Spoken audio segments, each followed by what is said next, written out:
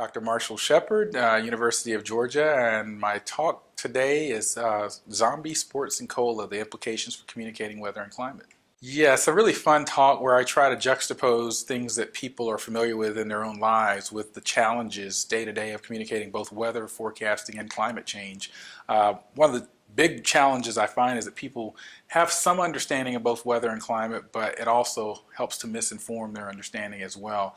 And so there were 6 things that I laid out in this talk today that I've experienced both in my professional career, but also just as a person that is a scientist that has to communicate broadly to policymakers, stakeholders, and my wife, who is not a scientist. So, yeah, weather is mood, climate is personality. So you get these big snowstorms, and so you'll have someone tweet me or tweet someone and say, hey, I've got 20 inches of global warming in my yard. What do you mean climate change?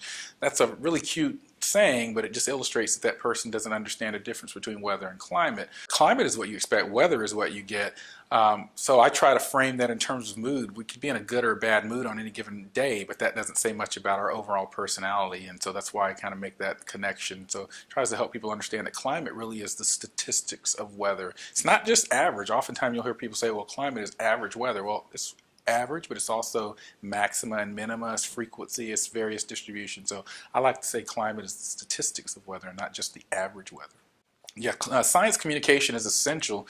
People often ask me, what can I do in my own life, or how can I help with climate change? And the typical answer that people give is, oh, be more energy efficient, buy squiggly light bulbs, as one of the speakers said here at the symposia. But for me, the biggest thing is to become more climate literate, because if you're climate literate, you can inform policymakers, you can sort of vote based on your understanding of climate rather than what people are telling you or feeding you in social media and op-eds and blogs, and make better choices based on your own understanding. So climate literacy is important, and so that starts with proper communication, science communication, which I know here at the University of Missouri is a very big focus. And I actually even just learned earlier today that there's a big National Science Foundation training grant to help in that area some more, and I'm happy to hear that.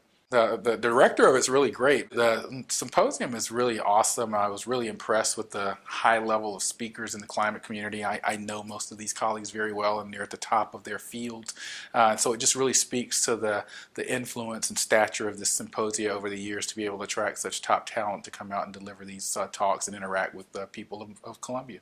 Yeah, if you're interested in following me on Twitter, I'm at Dr. Shepard 2013.